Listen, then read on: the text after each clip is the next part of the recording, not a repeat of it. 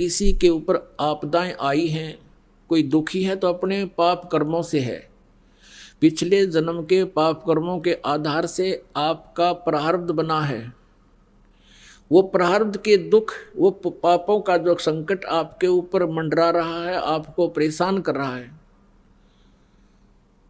तो उसके लिए आपको ये साधना बताई गई है। भक्ति प्रारंभ कीजिए, आप करते रहिए। जितनी भक्ति, दान, धर्म, सेवा और ये आप बढ़ाते चले जाओगे, उतना ही आपको राहत मिलती चली जाएगी। अब अनजान व्यक्ति ही ऐसी बात कर सकता है, जैसे सर्दी के मौसम में उसने कंबल ओढ़ रखा है, कंबल दे दिया गया उसको, उसने कंबल ओढ़ लिया। सर्दी से निवारण के तरीके बताए हैं कि स्वेटर पहन लो, स्वेटर से भी सर्दी फिर भी महसूस हो रही है तो जर्सी पहन लो, जर्सी से भी महसूस हो रही है तो फिर कंबल ओढ़ लो। तो पुण्यात्माओं, यदि फिर भी सर्दी महसूस हो रही है तो रात्रि के समय भाई रजाई भी जोड़नी पड़ेगी, रजाई भी डाल लो, तभी जान बचेगी। और कोई ये कहे कि आपने कहा था मैंने स्वेटर भी पहन ली, आपने कहा मैंने जर्सी भी पहन ली, आपके कहे से मैंने कंबल भी ओढ़ लिया, मुझे सर्दी लग रही है, मैं तो नहीं रखूंगा ये सब साधना, ये कंबल जर्सी सब फेंक दूंगा। तो ये बातें महामूर्ख कर सकता है या किसी ने नशा कर रखा हो। तो ऐसी स्थिति है उस व्यक्ति की जो ये कहता है कि आप जी ने ये साधना बताई, मैं उसको भी कर रहा हूँ, ये भी बताई उसको भी कर रहा हूँ, और अभी भी मुझे पूर्ण लाभ प्राप्त नहीं हो पा रहा।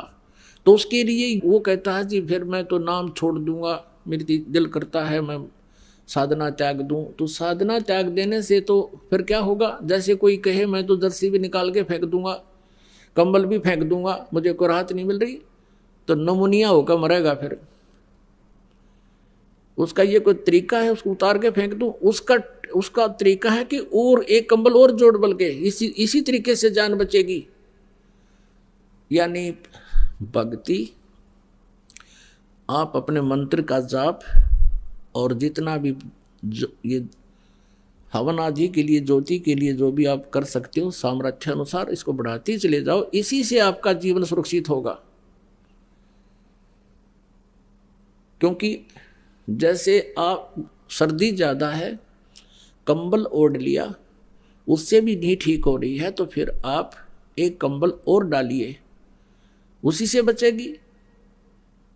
क्योंकि जैसे आपके पाप कर्मों की सर्दी ज़्यादा है, तो पुण्यात्माओं इन साधनों के करने से, यानी आपने स्वेटर भी पहन ली, जर्सी भी पहन ली, कंबल भी ओढ़ लिया, और फिर भी हाथों की उंगली और पैरों की उंगलियां भी आप अभी भी ठंडी हैं, तो कोई बात नहीं, आपकी जान बचेगी। क्योंकि सर्दी बहुत है। अब जो साधन आपको प्राप्त है ये आपकी मृत्यु नहीं होने देगा, आपकी जान बची रहेगी, धीरे धीरे सर्दी भी समाप्त हो जाएगी।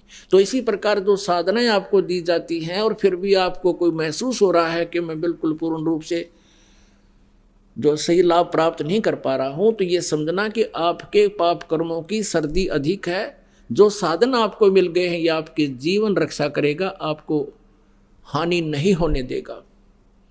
आप डरे हुए हो, आप बहुत आपदाओं से पीड़ित हो, बहुत बुरी तरह सताए हुए हो, आपको थोड़ी सी भी सर्दी, वो कर्म की जो दंड है वो अधिक महसूस होता रहेगा, लेकिन अब परमात्मा आपके भी और आपके परिवार के जीवन की रक्षा करेगा। और ये बुरे संस्कार थोड़ा बहुत प्रभाव रखेंगे, कोई दिक्कत नहीं, आपको हानि नहीं होने देगा। अब जैसे एक कारण तो ये होता है, परमात्मा ये चाहते हैं कि यदि यू आज सुखी कर दिया, यदि आज ही आपको सभी सुख कर दें, तो कल आप यहाँ नहीं आओगे, ठेकियां पे खड़े पाओगे शराब वालों पे, और वहाँ लाइन ला के ना जाने कितनी दारू पी जाओगे। तो कहने का भाव ये है, परमात्मा कहते हैं इसे सुख के माथे पत्थर पड़ो, सुख के माथे सिला पड़ो, जिसते नाम हृदय ते जावे, और बलिहारी व दुख के जो पल पल नाम रटावे। परमात्मा कबीर जी कहते हैं कि आप यही प्रार्थना किया करो, हे भगवान ऐसा सुख ना देना जिससे आपकी भूल पड़ जावे, आपसे दूर हो जाऊं, आग लगे से सुख है, और बलिहारी उस दुख के जो आपकी याद दिलावे पल पल में। तो इतना कष्ट भी अनिवार्य ही होगा, वही परमात्मा आप पर बनाए रखेगा। और आप यदि भगवान से दूर होगे तो फिर वो सारा ही कष्ट आ जाएगा, बहुत हानि हो जाएगी। तो इस प्रकार इस परमात्मा की इस तत्व ज्ञान को समझकर आप जी ने अपने इस उद्देश्य को पूरा करना है। यानी ये हॉस्पिटल जो है जन्म और मृत्यु के रोग को काटने वाला है। जब तक ये रोग आपका नहीं कटेगा आपको सुख प्राप्ति नहीं हो सकती। परमेश्वर कहते हैं कबीर जी के झूठे सुख को सुख कह ये मान रहा मनमोद, ये सकल चबीना काल का कुछ मुख में कुछ गोद है। अब पुण्यात्मा परमात्मा बताते हैं मानुष जन्म पाए कर जो नहीं रटे हरि नाम, जैसे कुआ जल बिना फिर बनवाया क्या काम। कुआ बनवा दिया, बढ़िया उसके कंस्ट्रक्शन करा दी, और उसमें जल है नहीं, तो नाम कूप अवश्य है लेकिन गुण कूप के नहीं। जो व्यक्ति आज से कितना बड़ा सेठ हो, कितना ही वो बड़ा पोस्ट प्राप्त हो, मंत्री, मुख्यमंत्री, प्रधानमंत्री है, यदि वो सत भक्ति नहीं कर रहा तो वो जल रहित कूप है। अब पुण्यात्माओं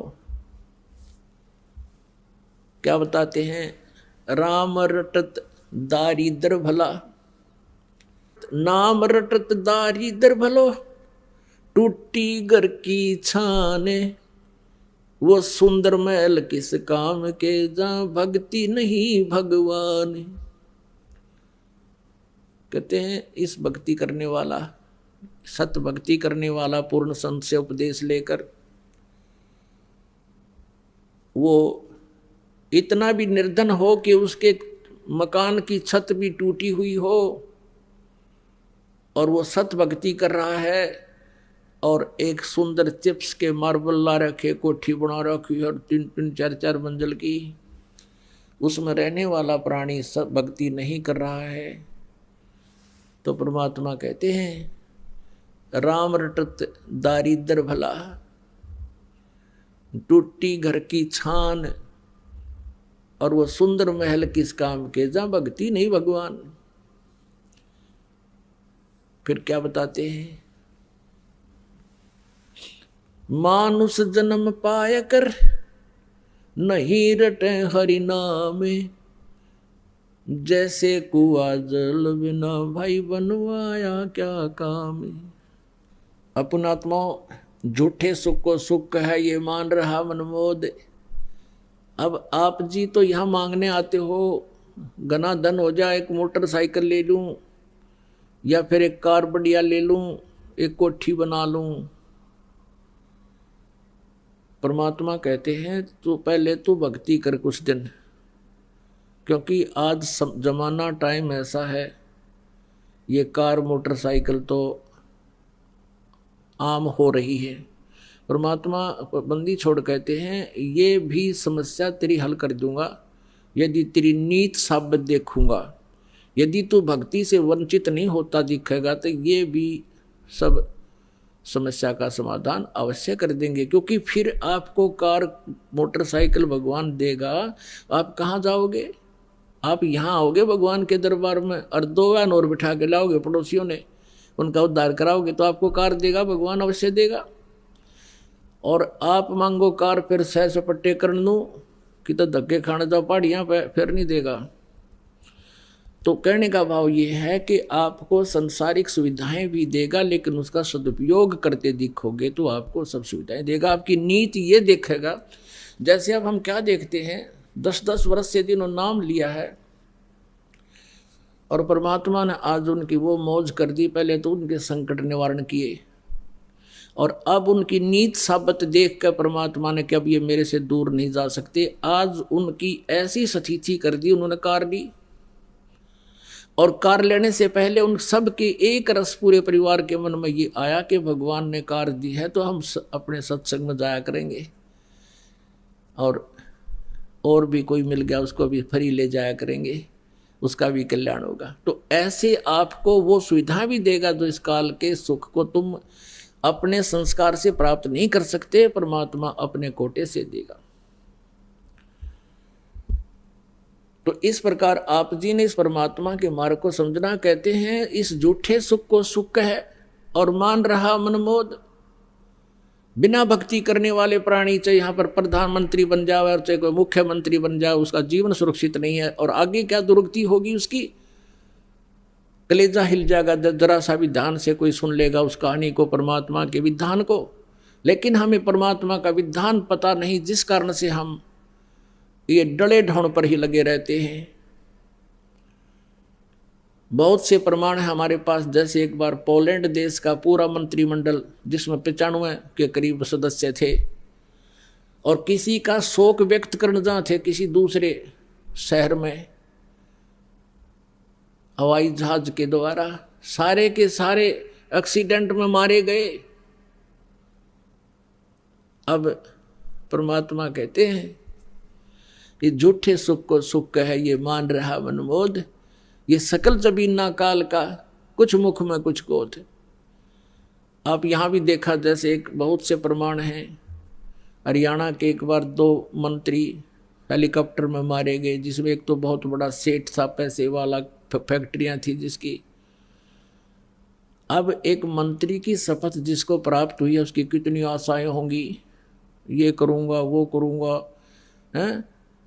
और जो करना था वो छुआ भी को नहीं। इस मनुष्य जीवन से जो काम करना चाहिए था वो तो शुरू भी नहीं किया, और मृत्यु को प्राप्त हो गए, हेलीकॉप्टर के द्वारा मारे गए।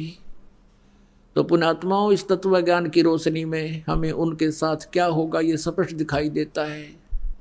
फिर पीछे तू पशुआ की जय दीजय बैल बुना, 4 पहर जंगल में डोले, तेरा तो ना पेट भरे। पीछे से एक आंध्र प्रदेश के मुख्यमंत्री, उसके बाद एक अरुणाचल प्रदेश के मुख्यमंत्री हेलीकॉप्टर में जा रहे थे। और क्या क्या आशाएं होती हैं। हम छोटे से परिवार के सदस्य होते हैं, एक छोटी सी पोस्ट होती है हमारी, पता नहीं क्या क्या उमंगें होती हैं, ये करूँगा वो करूँगा ऐसा कर दूँगा। ऐसे ही उनकी तो ना जाने कितनी आशाएं होंगी, और 1 सेकंड में मारे गए। 3 दिन में लाश मिली उनकी, कोई पानी पियाने वाला भी ना मिला उनको समय पर। भगवान को भूल कर ये इंसान हवा में उड़ जाता है और भूल जाता है कि तू कभी यहाँ से जाएगा। जाना सभी को है, लेकिन जाने जाने में अंतर होता है। परमात्मा कबीर जी कहते हैं, आए हैं सो जाएंगे राजा रंग फकीर, एक सिंहासन चढ़ चले एक बंधे जात जंजीर। आप जी जाओगे, आपके लिए विमान आएगा, और जो सत भक्ति नहीं करते, चाहे कोई प्रधानमंत्री मर जाए, उसको बांध कर ले जाएंगे यम के दूत, जैसे अपराधी को ले जाते हैं। क्योंकि जिन हर की चोरी करी और गए राम गुण भूल, ते बिदना बागुल किए रहे उर्दमुख झूल। जो परमात्मा की भक्ति नहीं करते वो परमात्मा के चोर हैं, अपराधी हैं वो लोग।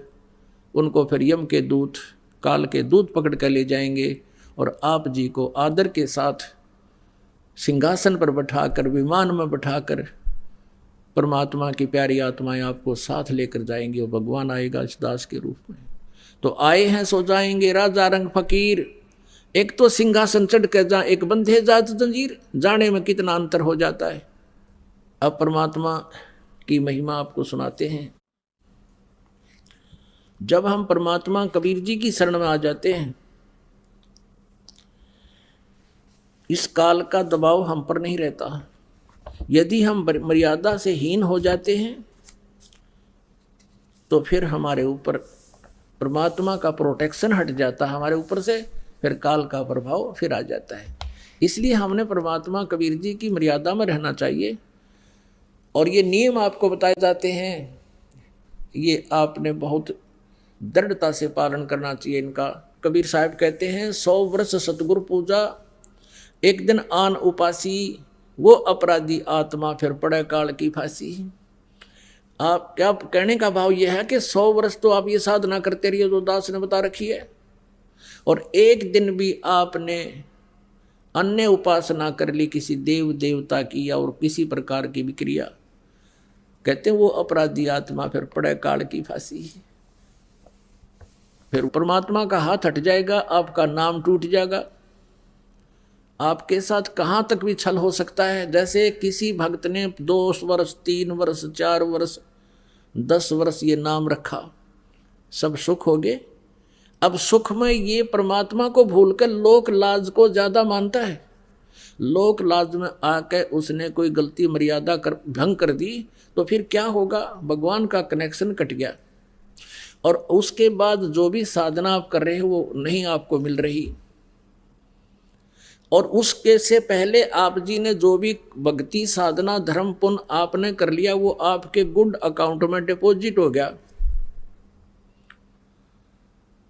आपके पुण्यों में आपकी भक्ति में वो जमा हो गया। और फिर क्या होता है, उसने एक मर्यादा भंग करी, कोई हानि नहीं हुई, फिर उसने हिम्मत बढ़ की दूसरी भी कर दी, फिर उसने तीसरी भी कर दी। अब ये सोच बैठेगा वो कि मैं सब कुछ कोई मर्यादा भी नहीं रख रहा हूं, मैं फिर भी सुख है मुझे। अब वो क्या है कि उसने जितनी बैटरी चार्ज कर ली वह बैटरी चार्ज है उसकी, और आगे चार्जर खत्म हो गया। वो पिछले पुण्य जब तक चलेंगे उसको कोई आपत्ति नहीं आओगी, और फिर एक कदम आवेगी वह बैटरी एकदम काम छोड़ देगी इन्वर्टर की, फिर ना ट्यूब जले ना पंखा, फिर भागेगा इधर उधर धक्के खाने। तो इसलिए आप जी परमात्मा कहते हैं 100 वर्ष सतगुरु की पूजा, एक दिन आन उपासी वो अपराधी आत्मा फिर पड़े काल की फांसी। अब परमात्मा कबीर जी के शरण में आने के बाद आप इन भूत प्रेतों को तो छोड़ो, आपको काल का भी डर नहीं रहेगा। सतगुरु शरणा आयकर धर्मराज डर कैसा है। जो यहाँ का न्यायाधीश है ना, जो यहाँ सभी ब्रह्मा विष्णु महेश तक के भी अकाउंट लेता है, वो अच्छे और बुरे कर्मों का, और उनको दंड देता है। जैसे श्री विष्णु जी ने श्री राम रूप में बाली मारा था, सुग्रीव का भाई, उसका भी दंड उनको भोगना पड़ा। श्री कृष्ण रूप में वही बाली वाली आत्मा एक शिकारी बना, और श्री राम वाली आत्मा श्री कृष्ण बनी, उनके भी पैर में तीर मारकर उनका टिट फॉर टैट बराबर किया। लेकिन परमात्मा कबीर जी की शरण में आने के बाद फिर धर्मराज आपका अकाउंट नहीं लेगा, उसके पास नहीं जा सकते आप, वहाँ नहीं ले जा सकता आपको कोई। और किसी कारण से गलती से कोई चला गया तो वहाँ एक फिर आपको याद आऊँगी सत्संग के वचन के गुरु जी तो ये कहा करते कि हमारा हिसाब किताब ये नहीं ले सकता धर्मराज, यहाँ कैसे आ गए हम। तो वहाँ भी आप सच्चे दिल से याद करोगे परमात्मा कबीर जी को, आपको छुड़ा लाएंगे। और जैसे आपको बताया ना, किसी ने 2 वर्ष 10 वर्ष 5 वर्ष साधना कर दी, फिर गफलत कर गया, और उस दौरान की हुई पुण्य कमाई से भक्ति से वो मनमाने जैसे आपको मंत्र दिए जाते हैं सभी इन देवताओं के, प्रारंभ में ये मजदूरी है, इनसे हमने मुक्त होना है, इनसे सुविधा नहीं लेनी कुछ भी, इनका कर्जा हमारे ऊपर है, ये ऋण मुक्त हो जाएंगे। और आप भगवान से दूर हो गए तो आपके ऊपर ये कर्जा न्यू का न्यू बना रहेगा, और वही प्रोसीजर फिर शुरू हो जाएगा, प्रोसेस। अच्छे और बुरे आपको दोनों कर्म भोगने पड़ेंगे। और परमात्मा कबीर जी की शरण में आने के बाद आपके पापों का नाश कर दिया जाएगा, केवल पुण्य आपको प्राप्त रहेंगे।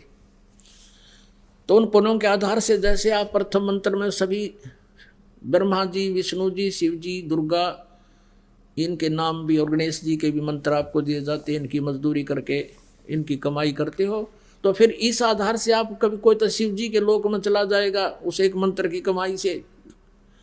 उसके बाद उसकी पुण्य अक्षीण होने से फिर दूसरे मंत्र की कमाई आपकी कहाँ नाश कराएगा, ये विष्णु जी के लोक में। विष्णु जी के लोक में देवता बनकर पता नहीं कहाँ कहाँ आपको घुमाएगा, और फिर आपके पुण्य समाप्त होते ही फिर आप ब्रह्मा जी के लोक में जाओगे। वहाँ भी जब आपकी भक्ति नष्ट हो जाएगी फिर आप मृत लोक पर आओगे और गधे बन जाओगे।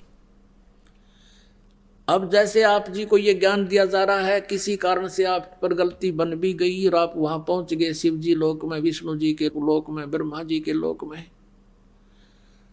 और वहां आपको ये ज्ञान याद आओगा कि मेरी तो यहाँ भक्ति नाश होगी, क्योंकि ये स्वर्ग क्या है, ये रेस्टोरेंट समझो, होटल समझो। उन रेस्टोरेंट में, होटल में वो व्यक्ति जाता है जिसकी जेब में अच्छी गर्मी हो, पैसा खूब हो, और वहाँ खूब एक बार घंटी दबाते ही, बेल दबाते ही आपको पूछने आएंगे, हाँ जी किस चीज़ की आवश्यकता है। आप खूब मस्ती से खाओ पियो सो ठाट करो, लेकिन आपकी जेब कट रही है, आपके पैसे एक एक सेकंड के खर्च हो रहे हैं। और जब आपकी जेब में पैसा नहीं रहेगा तो वहाँ से पकड़ कर बाजू, और वही बैरे जो आपके आगे खड़े रहते थे होटल से बाहर खड़ा कर देंगे। तो ऐसे ही आपके साथ बनेगा। आप वहाँ स्वर्ग जैसे विष्णु लोक में गए, आपके पुण्य ही आप वहाँ खर्च करोगे, विष्णु जी देना चौनी आपको वहाँ पर। आपके पैसे होंगे तो रखेगा, नहीं उसी समय भगा देगा, वहाँ से जाओ। ऐसे शिव की साधना तुमने की है तो शिवलोक में रहोगे, वहाँ समाप्त होती है आपकी पूंजी, तुरंत बाहर फेंक दिए जाओगे। फिर परमात्मा हमें याद दिलाते हैं, शिव मंडल ब्रह्मापुरी चाहे विष्णु लोक में हो, हमरे गुण भूले नहीं तो आने छुटाऊं तो। देख कितने दयालु हैं कि मान ले मूर्ख तने यहाँ गलती कर भी दी, भक्ति नहीं करया, कुछ वर्ष करके छोड़ भी दी, फिर तू वहाँ जाएगा विष्णु लोक में, ब्रह्मा के लोक में, क्योंकि प्रथम मंत्र की बहुत कमाई आपको करवाई जाती है। तो वहाँ भी तो मुझे याद कर लेगा, मेरे गुण नहीं भूलेगा कि मेरे से गलती होगी, परमात्मा मुझे बचाओ, मेरी तब भक्ति नाश हो जाएगी। यहाँ पर कहते हैं शिव मंडल यानी शिव के लोक में, शिव मंडल ब्रह्मापुरी चाहे विष्णु लोक में हो, और हमरे गुण भूला नहीं तो आण छुटाऊं तो वहाँ जब याद करोगे, वहाँ परमात्मा इस दास के रूप में पहुँचेगा आपकी और कहेगा उनको छोड़ दो, ये हमारा बच्चा है। लेकिन आपने एक समय गोल्डन चांस खत्म कर दिया, फिर ना जाने कब मनुष्य जीवन होगा, उसको परमात्मा कहाँ ले जाएगा, अपने लोक में ले जाता है, और फिर उसके आधार से परमात्मा आपके अपने हिसाब से आपको मनुष्य जीवन देता है। अब वो मनुष्य जीवन आपके प्रारंभ हो गए, उस मनुष्य जीवन में फिर संत मिलेंगे, इसी तरह प्रोसेस फिर होगा जो आज हो रहा आपका, और इस प्रोसेस में आप फिर फेल हो गए, फिर धक्के खाए जाइए, चाहे लाख जन्म हो जाइए इस भक्ति से, मनुष्य के फिर क्या क्या सहारा मिला आपको, चाहे कितना ही फिर मान ले, फिर मनुष्य जन्म तो देगा परमात्मा आपको, नहीं तो वहाँ तो आपको बर्बाद कर देते वो काल जितनी व्यवस्था थी ब्रह्मा विष्णु लोक के में। लेकिन उस पूंजी को बचाकर आपको मनुष्य जीवन दिला देता है, और मनुष्य जीवन में ही आपका कल्याण संभव है। उसी के लिए परमात्मा स्वयं भी आते हैं, जैसे वेद भी गवाही दे रहे थे रात्रि में आपने देखा, और हमारे जैसे दासों को भी अपनी पावर देकर भेज देते हैं, ताकि इन नालायक न किसी तरह समझ में आ जाए और ये किसी ना किसी समय में निकल आओ यहाँ से। और तुम फिर रह गए तो परमात्मा फिर आएंगे आपके लिए, और फिर क्या पता आप सिर चढ़ोगे कि नहीं चढ़ोगे। तो अब ये गोल्डन चांस आपके लिए, इसलिए ज्ञान बार बार समझाया जाता है, इसमें चूकना नहीं है, अपना कल्याण करवाओ, मौका दिया भगवान ने। कहते हैं सतगुरु शरणा आए के फिर धर्मराज डर कैसा। एक भक्त बताओ था, नु बोला जी मेरी रात्रि के समय दो जने आए, मुझे पकड़ ले गए, बूंदी बूंदी शक्ल ऐसी बुरी उनकी, और ले गए। तो मैं उनसे कहूँ भाई कहाँ ले जा रहे हो, कि चल धर्मराज के दरबार में तुम्हें बुलाया है। जब धर्मराज के दरबार से हम थोड़ी सी दूर रह गए, मेरा याद आई कि धर्मराज के पास तो हम जा ही नहीं सकते। तो मैंने उनसे कहा कि भाई हम धर्मराज के दरबार में नहीं जा सकते, हम तो कबीर साहब के शिष्य हैं, उनकी आत्मा है, तुम कैसे ले जा रहे हो, मुझे छोड़ दो। उन्होंने छोड़ा मुझे, मैं उनके साथ झगड़ा करने लग गया, गुट्टम गुट्टा हो गया हम। तो उनमें से एक ने बोला भाई तू नो कर, पहला पूछा धर्मराज से, पता करके आ कि ये कह रहा है इतनी दृढ़ता से कि हमें नहीं ले जा सकते, तो जा। तो मैं वो एक तो मेरे पास खड़ा रहा, हर एक अंदर चला गया। तो उसने जाकर पूछा, जी ऐसे ऐसे एक व्यक्ति है, उसका ये नाम है, और वो कहे मैं तो कबीर जी का भक्त हूँ और मुझे तुम नहीं ला सकते, हमारे साथ झगड़ा कर दिया, अब उसका क्या इलाज करें। धर्मराज बोला, भाई उसने देखा उसका अकाउंट, ने बोला रहा मरवाओगे मेरे को भी, छोड़ दो इसको तुरंत। तो वो भाग्य आया दौड़ा दौड़ा, आते ने बोला रहा छोड़ दे इसको। धर्मराज ने ऐसे ऐसे कहा कि मुझे मरवाओगे क्या, ये तो भाई परम शक्ति का हंस है, तुम कैसे ले आए मूर्खो इसको। अजी आपका ही आदेश था। बोला भाई जल्दी छोड़ के आओ। तो कहते मैं वापस आया तो मेरी जब आंखें खुली, मेरा शरीर काम नहीं करे, जैसे पैरालिसिस हो जाता है, अधरंग, और पसीना आ रहा पूरे शरीर में। और फिर मैं धीरे धीरे नॉर्मल सा हुआ, और फिर वह बात याद आई, तेरा गजब हो गया, तो मैं मर गया था।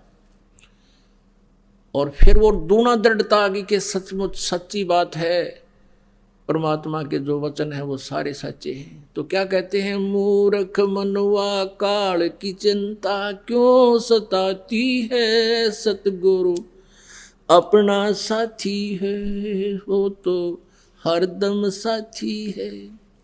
मूर्ख मनवा काल की चिंता क्यों सताती है, सतगुरु अपना साथी है, सतगुरु हरदम साथी है। ग्याबन गऊ काट के डाली, कैसी करी ढठाई, कह सिकंदर इसे जीवित कर दे, जब मानो तेरी खुदाई। ग्याबन गऊ काट के डाली, कैसी करी ढठाई, कह सिकंदर इसे जीवित कर दे, जब मानो तेरी खुदाई। गऊ बच्चा तत्काल जवाई, फिर दूध दुआती है, सतगुरु अपना साथी है, सतगुरु हरदम साथी है।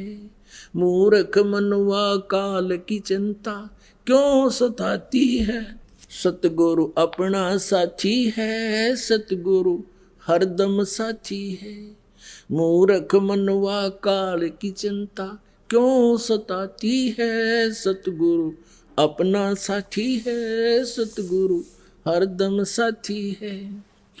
इंद्रमती पर काल झपट्या, सतगुरु करी सहाई, कमाल कमाली जीवित कीने, सत कबीर दुआई। इंद्रमती पर काल झपट्या, सतगुरु करी सहाई, कमाल कमाली जीवित कीने, सत कबीर दुहाई।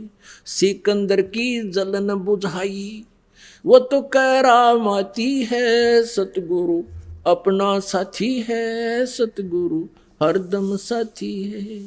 मूर्ख मनवा काल की चिंता क्यों सताती है, सतगुरु अपना साथी है, सतगुरु हरदम साथी है।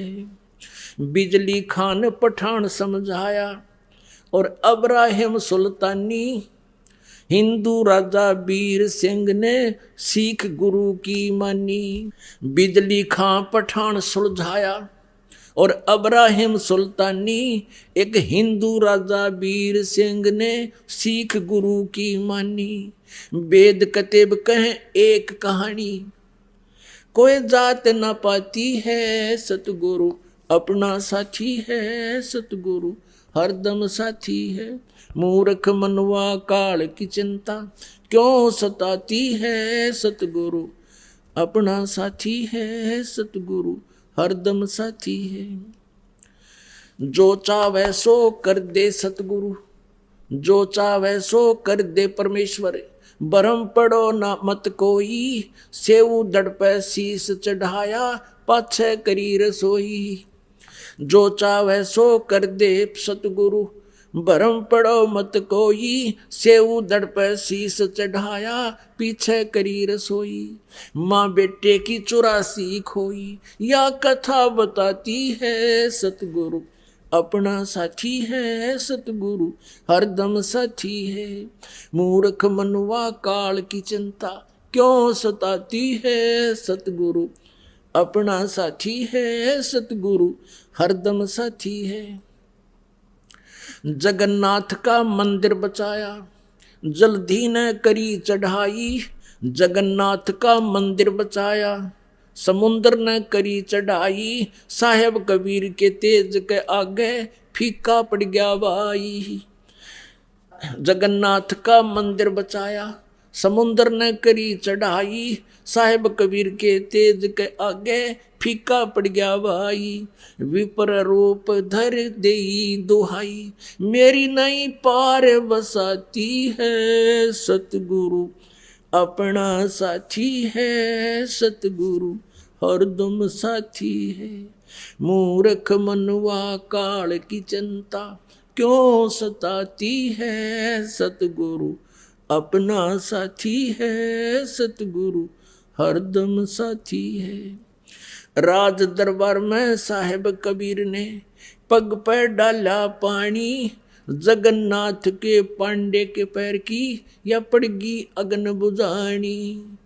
राज दरबार में साहेब कबीर ने अपने पग पर डाला पानी, जगन्नाथ के पांडे के पैर की या पड़गी आग बुझानी। दूत भेज के पूछे कहानी, ज्यों की त्यों ही पाती है, सतगुरु अपना साथी है, सतगुरु हरदम साथी है। मूर्ख मनवा काल की चिंता क्यों सताती है, सतगुरु अपना साथी है, सतगुरु हरदम साथी है। उबलते तेल के बर्तन में डाले वो बंदी छोड़ कबीर, सेक तकी के मंत्र से तेल की ठंडी करी तासीर। उबलते तेल के बर्तन में डाले वो बंदी छोड़ कबीर, सेक तकी कह मंत्र से तेल की इसने ठंडी करी तासीर। उंगली डाली न सही पीड़, सिकंदर को मूर्छा आ जाती है, सतगुरु अपना साथी है, सतगुरु हरदम साथी है।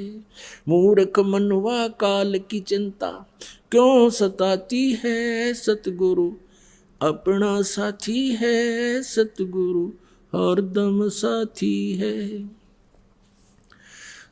परमेश्वर कबीर को काटन चला, वो शेख तकी जलील, आर पार तलवार निकल जा फिर भी समझा नहीं खलील। साहेब कबीर को काटन चले वो शेख तकी जलील, आर पार तलवार निकल गई फिर भी समझा नहीं खलील। भाग गया ना लाई ढील, साहेब को हंसी आ जाती है, सतगुरु अपना साथी है, सतगुरु हरदम साथी है। मूर्ख मनुआ काल की चिंता क्यों सताती है, सतगुरु अपना साथी है, सतगुरु हरदम साथी है। शेख तकी ने जुल्म गुजारे, 52 करी बदमाशी, खूनी हाथी आगे डाले वो बांध जूड़ अविनाशी। शेख तकी ने जुल्म करे ये 52 करी बदमाशी, खूनी हाथी आगे डाले बांध जूड़ अविनाशी। हाथी डर से भाग जासी, दुनिया गुण गाती है, सतगुरु अपना साथी है, सतगुरु हरदम साथी है। मूर्ख मनवा काल की चिंता क्यों सताती है, सतगुरु अपना साथी है, सतगुरु हरदम साथी है। झूठा प्रचार किया किसी मूर्ख ने, कबीर करे भंडारा, 2 रोटी का साधन ना था वह भेख जुड़ा अतिवार्या।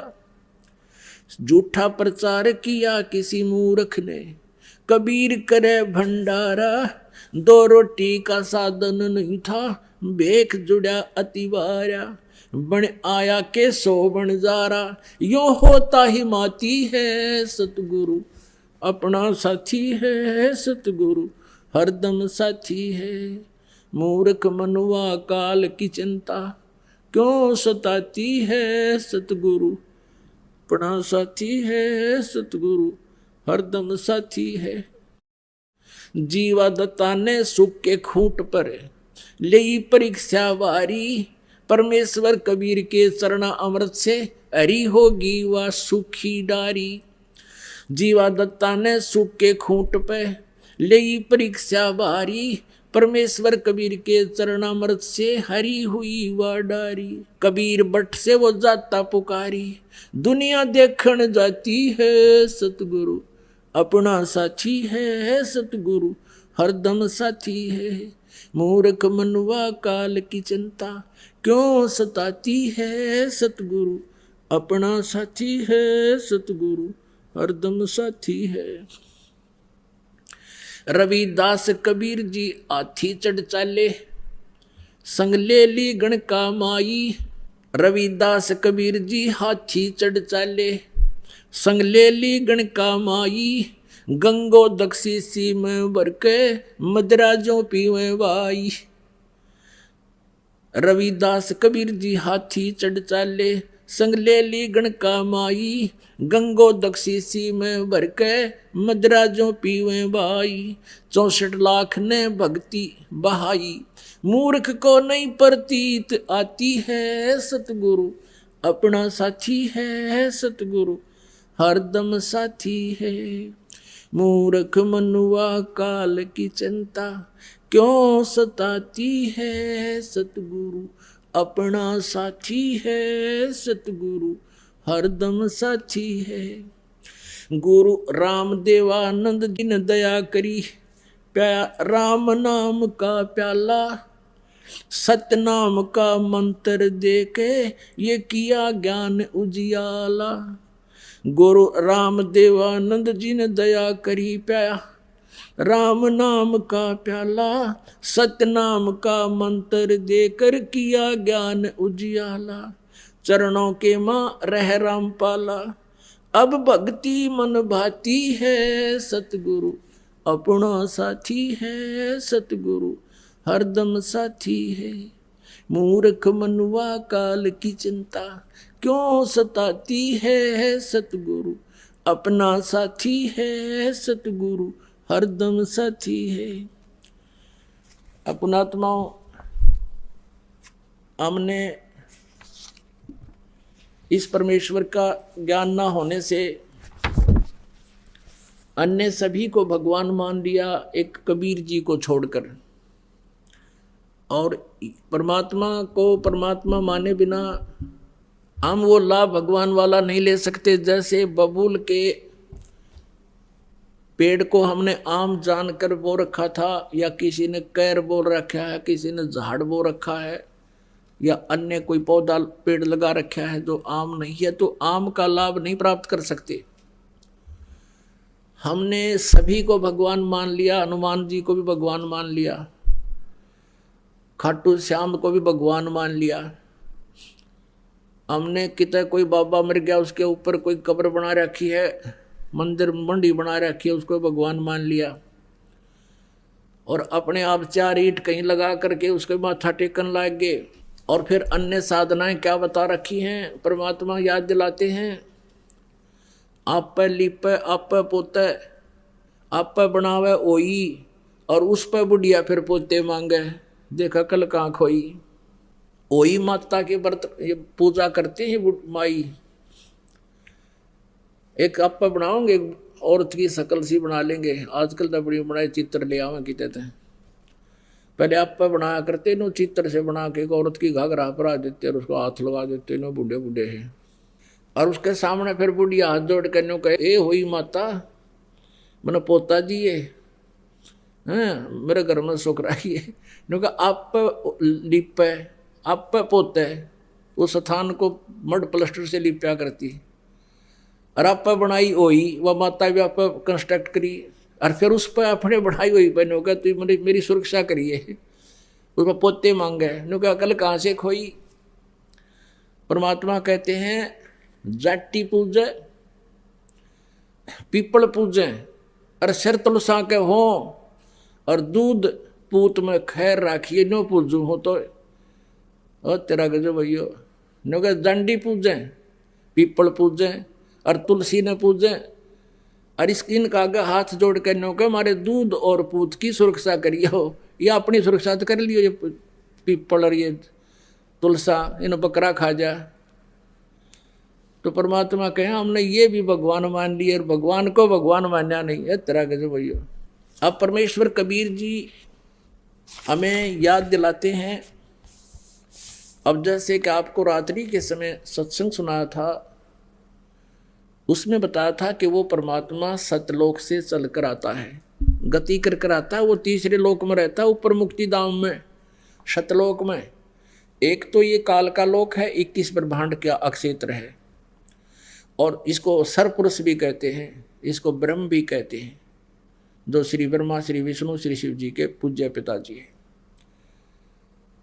और दूसरा लोक कहा जाता है सात संग ब्रह्मांड का क्षेत्र है, जो अक्षर पुरुष का है, परब्रह्म का है, जो गीता जी अध्याय नंबर 15 के श्लोक नंबर 16 में 2 सरपुरुष और अक्षर पुरुष 2 प्रभु बताए हैं।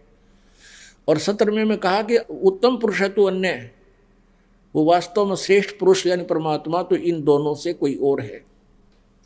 तो वो उस तीसरे लोक में, सतलोक में रहता है, वहां से गति करके बिजली जैसी गति से यानी सेकंड के अंदर यहां आ जाता है। नानक साहब जी कहते हैं, नीच जात परदेसी मेरा, छन आवे छन जावे बे, कि 1 सेकंड में पृथ्वी पर, 1 सेकंड में सतलोक में देखता हूं उसको।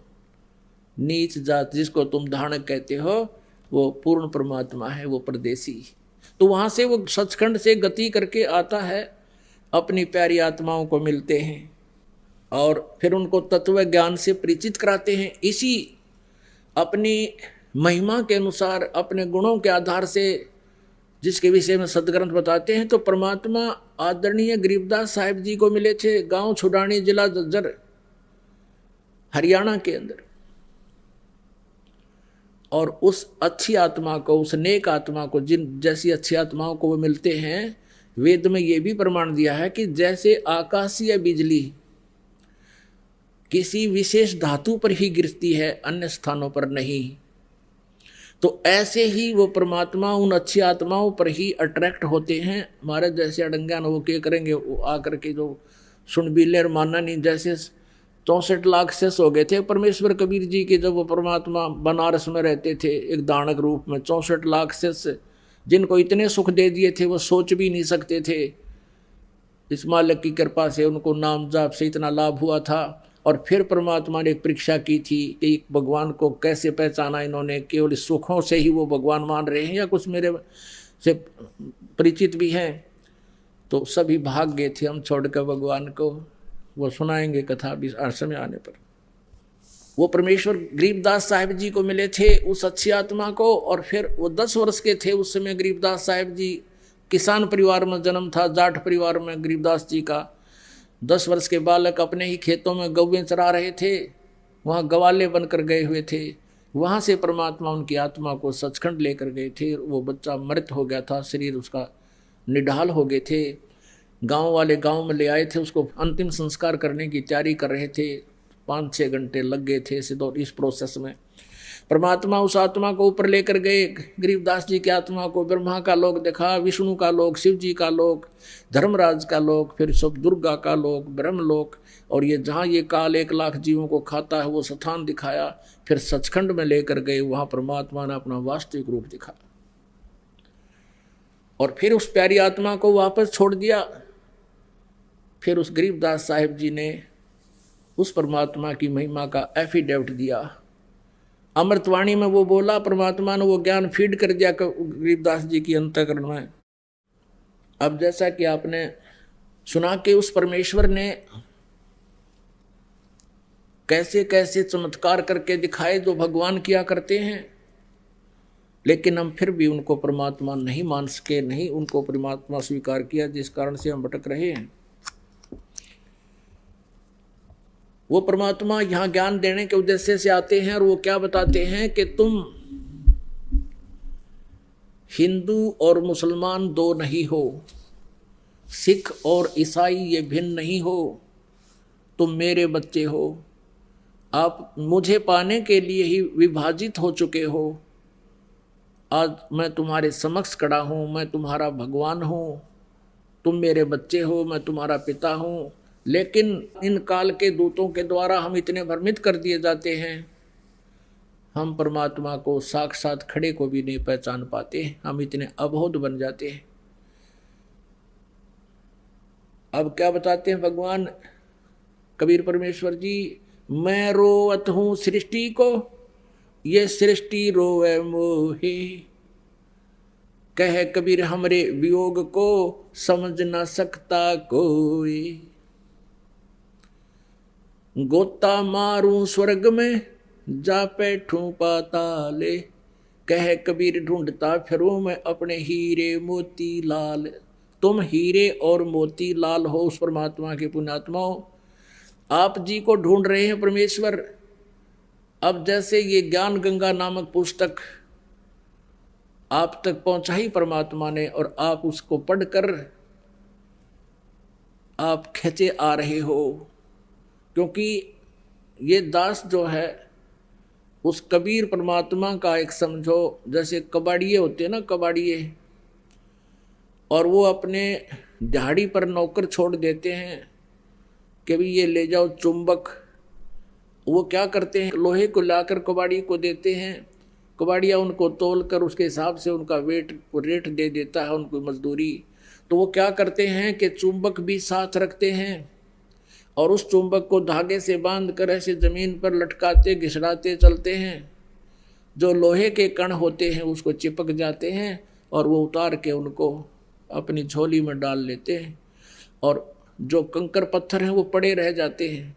फिर उन लोहे के कणों को जो कि मिट्टी में जर रहे थे, खत्म हो रहे थे, उनका अस्तित्व नष्ट हो जाना था, वो वापस आ गए कहाँ, फिर कारीगर के पास। उसको फिर उन्होंने नए सिरे से उसका कोई नया औजार, कोई चम्मच बना दी, कोई फिर है कितना अच्छा औजार बन गया, यानी उनका सदुपयोग हो गया। तो आप जी इस संसार रूपी कंकर, उनमें लोहे के कण थे, स्टील के कण थे, आप परमात्मा के हंस थे, और इस परमात्मा ने ये चुंबक फेंक दिया सब जगह और आप उसके चिपक कर आ रहे हो। अरे बाप का नया जीवन शुरू हो जाएगा। तो गरीबदास साहिब जी ने परमात्मा से परिचित होने के उपरांत प्रभु की महिमा का एक कलम तोड़ विवरण किया है। कबीर परमेश्वर की महिमा बताते हुए गरीबदास जी कह रहे हैं कि वो किस प्रकार हमें समझाया करते थे, हिंदू और मुसलमानों को समझाया करते थे कि तुम साधनाएं गलत कर रहे हो। अब परमात्मा काजी मुल्ला जो मुसलमान धर्म को भ्रमित किए हुए हैं उनको कहा करते थे, और उधर से पंडित ब्राह्मणों को, पांडवों को और ये नकली मंडलेश्वरों को कहा करते थे कि तुम साधना गलत बता रहे हो, तुम भी परिचित नहीं हो, इन भोली आत्माओं को गुमराह करके काल के जाल में फंसाए बैठे हो। तो सच्चाई कहने से परमात्मा के कबीर जी के वो सभी शत्रु बन गए थे। कौन? मुल्ला और काजी और पंडित, और वो उस टाइम के गुरुवर हिंदू धर्म के। परमात्मा क्या कहा करते थे, काशी जोरा दीन का ये काजी खिलस करंत, गरीबदास उस सरे में झगड़े आन पड़ंत। सुन काजी राजी नहीं, आप अलह खुदाए, गरीबदास किस हुक्म से तुमने ये पकड़ पछाड़ी गाय। अपने आत्माओं परमात्मा कबीर जी मुसलमान काजियों को कहा करते थे कि तुमने किसके आदेश से ये गाय मार दी, मांस खाने का आदेश कौन सी किताब में लिखा है। जैसे आप जी को कल रात्रि के समय रूबरू कराया था पवित्र बाइबल से, उत्पत्ति ग्रंथ में, उत्पत्ति ग्रंथ के और अध्याय नंबर 1 के श्लोक नंबर 26 और 27 में स्पष्ट किया, 28 में, कि परमात्मा ने कहा मनुष्य को मैं अपने जैसा अपने स्वरूप में बनाऊंगा, और ऐसा ही परमात्मा ने अपने जैसा मनुष्य को रचना कर दी, नर और नारी करके उनकी उत्पत्ति कर दी। फिर उनको आदेश दिया कि तुमने मांस नहीं खाना, केवल पृथ्वी के ऊपर जितने भी बीज वाले पौधे और फलदार वृक्ष हैं, ये फल ये तुम खा सकते हो, किसी को भी मांस खाने का आदेश नहीं है परमात्मा का। और पुण्यात्मा गरीबदास जी साहब कह रहे हैं कि कबीर साहब ऐसे कहा करते थे नबी मोहम्मद नमस्कार है राम रसूल कहाया, 1,80,000 को सौगंध जिन नहीं कर्द चलाया। कि नबी मोहम्मद आदरणीय हैं, नमस्कार है उनको, वो तो अल्लाह के रसूल बनकर आए थे, उन्होंने ये जुल्म नहीं किए। नबी मोहम्मद नमस्कार है राम रसूल कहाया। और हजरत मोहम्मद जी के उस समय 1,80,000 अनुयायी बने थे। कहते हैं 1,80,000 को सौगंध जिन नहीं कर्ज चलाया। कसम है उन महापुरुषों की कि उन्होंने ऐसा जुल्म नहीं किया जो तुम करवा रहे हो और कर रहे हो। अपने आत्मा मुसलमान धर्म को लगभग 1400 वर्ष हो गए। इसमें तो बुराई घर कर जाना कोई बड़ी बात नहीं। जैसे ये सिख धर्म है, ये तो ज़्यादा से ज़्यादा 500 वर्ष पुराना है। और गुरु ग्रंथ साहिब आपके पास उपलब्ध है, उसमें पढ़ के देख लो, जो कहीं भी मांस खाना और शराब पीना लिखा हो, और ये कमावे शख और बड्डे बकरे और पीवे दारू। अब से पहले इतनी बुराई करगी इस पवित्र धर्म के अंदर, तो वो तो 1400 वर्ष पुराना हो गया। और यदि ये इस बुराई का अंत नहीं हुआ और 800 वर्ष के बाद सिख धर्म के आने वाले उस ग्रुप में ये कहने लग जाएंगे हमारे गुरु जी भी ऐसे खांदे पींदे सी, ये उनकी अपनी भूल है, वो महापुरुषों ने कभी छुआ तक नहीं था। तो यहाँ क्या बताते हैं, नबी मोहम्मद नमस्कार है राम रसूल कहाया, 1,80,000 को सौगंध जिन नहीं कर्ज चलाया। फिर क्या बताते हैं, अरस कुरस पर अल्लाह तकत है। ओए होए, अरस कुरस पर, अरस माने आसमान के, कुरस माने अंतिम छोर पे। अरस कुरस पर अल्लाह तकत है और खालिक बिन नहीं खाली, वो पैगंबर पाक पुरुष थे साहिब के अब्दाली। ओए होए, क्या बताते हैं कि उस परमेश्वर का, कबीर भगवान का, अल्लाह अकबर का अरस कुर्स पर अल्लाह तकत है। अधर दुलीचे पड़े गुरुवन के, यानी अधर माने ऊपर, दलीचा माने वो बैठन का था स्थान, उसको हम सिंहासन भी कह देते हैं, तकत भी कह देते हैं। तो कहते हैं अरस कुर्स पर अल्लाह तकत है। और खालिक माने परमात्मा के बिना कण भी खाली नहीं है, यानी उसकी दृष्टि से कोई जीव बाहर नहीं है। और वो पैगंबर पाक पुरुष थे जो 1,80,000 हजरत मोहम्मद पैगंबर जी के अनुयायी हुए। और अन्य जितने भी ईसा जी, मूसा जी, जितने महापुरुष हुए, कहते वो तो पवित्र आत्माएं थी, वैसा जुल्म नहीं करते थे जैसा तुम कर और करवा रहे हो। अरस कुर्स पर अल्लाह तकत है, खालिक बिन नहीं खाली, वो पैगंबर पाक पुरुष थे साहिब के अब्दाली।